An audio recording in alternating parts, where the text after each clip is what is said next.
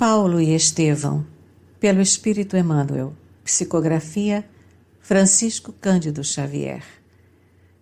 Segunda parte, capítulo 8, parte 4. Era sua irmã Dalila, com o sobrinho Estefânio, que conseguiram, depois de muito esforço, permissão para uma entrevista ligeira. O apóstolo abraçou a nobre senhora com lágrimas de emoção. Ela estava alquebrada, envelhecida. O jovem Estefânio tomou as mãos do tio e beijou-as com veneração e ternura. Dalila falou das saudades longas, recordou episódios familiares com a poesia do coração feminino, e o ex-doutor de Jerusalém recebia todas as notícias, boas e más, com imperturbável serenidade, como se procedessem de um mundo muito diferente do seu. Buscou, entretanto, confortar a irmã, que a uma reminiscência mais dolorosa se desfazia em prantos. Paulo historiou sucintamente as suas viagens, lutas, obstáculos dos caminhos, palmilhados por amor de Jesus. A venerável senhora, embora alheia às verdades do cristianismo, muito delicadamente não quis tocar nos assuntos religiosos, detendo-se nos motivos afetuosos de sua visita fraternal e chorando copiosamente ao despedir-se. Não podia compreender a resignação do apóstolo, nem apreciava devidamente a sua renúncia. Lastimava-lhe intimamente a sorte, e no fundo, tal como a maioria dos compatriotas, desdenhava aquele Jesus que não oferecia aos discípulos senão cruzes e sofrimentos. Paulo de Tarso, todavia, experimentara grande conforto com a sua presença. Sobretudo, a inteligência e a vivacidade de Estefânio, na ligeira palestra mantida, proporcionavam-lhe enormes esperanças no futuro espiritual do sobrinho. Ainda repassava na mente essa grata impressão quando numerosa escolta se postava junto à cela para acompanhá-lo ao sinédrio no momento oportuno. Logo após o meio-dia, compareceu à barra do tribunal e percebeu de pronto que o cenáculo dos grandes doutores de Jerusalém vivia um dos seus grandes dias, repleto de compacta massa popular.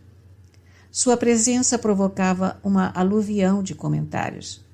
Todos queriam ver, conhecer o trânsfuga da lei, o doutor que repudiara e deprimira os títulos sagrados. Sobremaneira comovido, o apóstolo lembrou ainda uma vez a figura de Estevão. Competia-lhe agora dar igualmente o testemunho do Evangelho de verdade e redenção. A agitação do sinédrio dava-lhe a mesma tonalidade dos tempos ali vividos. Ali, precisamente, infligir as mais duras humilhações ao irmão de Abigail e aos prosélitos de Jesus. Era justo, portanto, esperar agora acerbos e remissores sofrimentos. Depois, para acúmulo de amargura, a singular coincidência. O sumo sacerdote que presidia o feito chamava-se também Ananias. Acaso? Ironia do destino?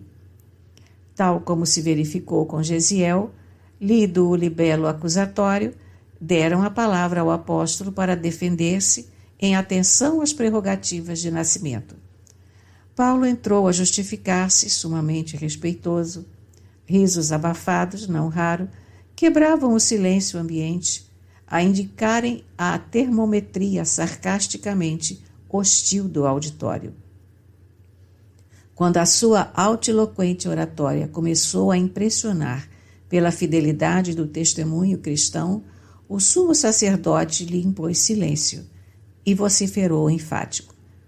Um filho de Israel, ainda que portador de títulos romanos, quando desrespeite as tradições desta casa, com afirmativas injuriosas à memória dos profetas, torna-se passível de severas reprimendas. O acusado parece ignorar o dever de explicar-se convenientemente para tresvariarem conceitos sibilinos, próprios da sua desregrada e criminosa obsessão pelo carpinteiro revolucionário de Nazaré.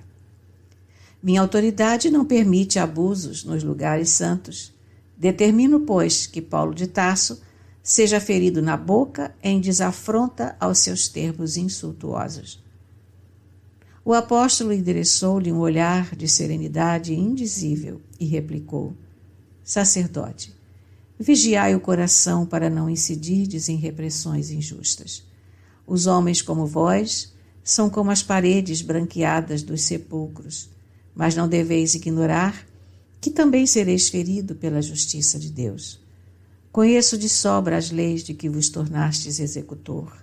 Se aqui permaneceis para julgar, como e por que mandais ferir?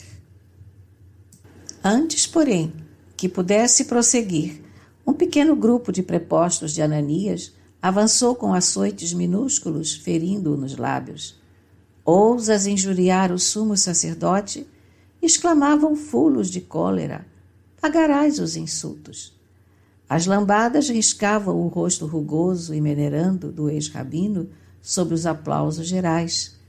Vozes irônicas elevavam-se, incessantes, do seio da turba refesse. Uns pediam mais rigor, outros, estentóricos, reclamavam o apedrejamento. A serenidade do apóstolo dava pleno testemunho e mais acirrava os ânimos impulsivos e criminosos. Destacaram-se certos grupos de israelitas mais soezes e, cooperando com os verdugos, cuspinhavam-lhe o corpo. Generalizou-se o tumulto. Paulo tentou falar, explicar-se mais detalhadamente, mas a confusão era tal que nada se ouvia e ninguém se entendia. O sumo sacerdote permitira a desordem deliberadamente. Os elementos principais do sinédrio desejavam exterminar o ex-doutor a qualquer preço. O tribunal só se prestara ao julgamento de entremês, porque havia percebido o interesse pessoal de Cláudio Lísias pelo prisioneiro. Não fora isso, Paulo de Tarso teria sido assassinado em Jerusalém para satisfazer aos sentimentos odiosos dos inimigos gratuitos da sua abençoada tarefa apostólica. Solicitado pelo tribuno, presente à reunião memorial, Ananias conseguiu restabelecer a calma no ambiente. Depois de apelos desesperados, a assembleia emudeceu, expectante. Paulo tinha o rosto a sangrar, a túnica em frangalhos, mas com surpresa e pasmos gerais, revelava no olhar, ao contrário de outros tempos, em circunstâncias dessa natureza, grande tranquilidade fraternal, dando a entender que compreendia e perdoava os agravos da ignorância. Supondo-se em posição vantajosa, o sumo sacerdote acentuou em tom arrogante: Devias morrer como teu mestre, numa cruz desprezível, desertor das tradições sagradas da pátria e blasfemo criminoso? Não te bastam por justo a castigo os sofrimentos que começas a experimentar entre os legítimos filhos de Israel. O apóstolo, no entretanto, longe de covardar-se, replicou tranquilamente: Juízo apressado vosso. Não mereço a cruz do Redentor, porque a sua auréola é gloriosa demais para mim. Entretanto, os martírios todos do mundo seriam justos, aplicados ao pecador que sou. Temeis os sofrimentos porque não conheceis a vida eterna. Considerais as provações como quem nada vê, além destes efêmeros dias da existência humana. A política mesquinha vos distanciou o espírito das visões sagradas dos profetas.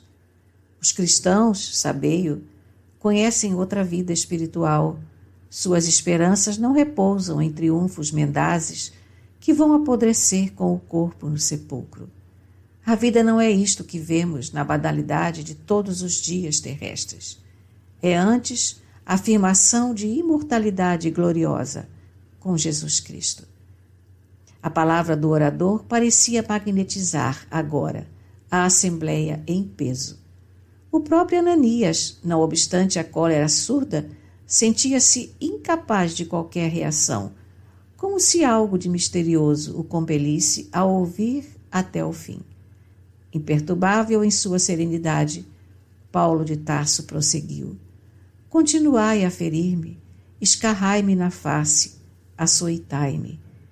Esse martirológio me exalta para uma esperança superior, porque já criei no meu íntimo um santuário intangível às vossas mãos, e onde Jesus há de reinar para sempre. Que desejais, continuou em voz firme, com as vossas arruaças e perseguições? Afinal, onde o motivo para tantas lutas estéreis e destruidoras? Os cristãos trabalham, como fez Moisés, para a crença em Deus e em nossa gloriosa ressurreição. É inútil dividir, fomentar a discórdia, tentar empanar a verdade com as ilusões do mundo. O Evangelho do Cristo é o sol que ilumina as tradições e os fatos da antiga lei. Nesse íntere, não obstante a estupefação de muitos, estabeleceu-se nova balbúrdia. Os saduceus atiraram-se contra os fariseus com gestos e apóstrofes delirantes. Em vão, o sumo sacerdote procurava acalmar os ânimos. Um grupo mais exaltado tentava aproximar-se do ex-rabino, disposto a estrangulá-lo. Foi aí que Cláudio Lísias, apelando para os soldados, fez-se ouvir na assembleia, ameaçando os contendores. Surpreendidos com o fato insólito, porquanto os romanos jamais procuravam intervir em assuntos religiosos da raça, os trêfegos israelitas submeteram-se imediatamente. O tribuno dirigiu-se então a Ananias e reclamou o encerramento dos trabalhos, declarando que o prisioneiro voltaria ao cárcere da Torre Antônia até que os judeus resolvessem ventilar o caso com mais critério e serenidade. As autoridades do Sinédrio não disfarçaram seu enorme espanto, mas como o governador da província continuava em Cesareia, não seria razoável desatender ao seu preposto em Jerusalém.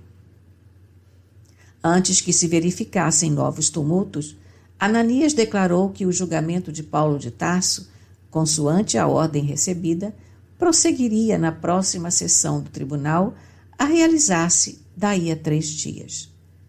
Os guardas retiraram o prisioneiro com grande cautela, enquanto os israelitas mais eminentes buscavam conter os protestos isolados dos que acusavam Cláudio Lísias de parcial e simpatizante do novo credo. Reconduzido à célula silenciosa, Paulo pôde respirar e refazer o ânimo para enfrentar a situação. Experimentando justa simpatia por aquele homem valoroso e sincero, o tribuno tomou novas providências a seu favor. O ex-doutor da lei estava mais satisfeito e aliviado. Teve um guarda para atendê-lo em qualquer necessidade, recebeu água em abundância, remédio, alimentos e a visita dos amigos mais íntimos. Essas mostras de apreço muito o comoviam. Espiritualmente sentia-se até mais confortado. Doía-lhe, porém, o corpo ferido e fisicamente estava exausto. Depois de palestrar alguns minutos, conforme a permissão recebida com Lucas e Timóteo, sentiu que certas preocupações dolorosas lhe amarguravam o coração. Seria justo pensar numa viagem a Roma, quando seu estado físico era assim precário?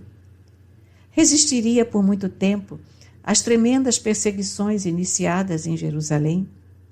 Contudo, as vozes do mundo superior haviam-lhe prometido essa viagem à capital do império.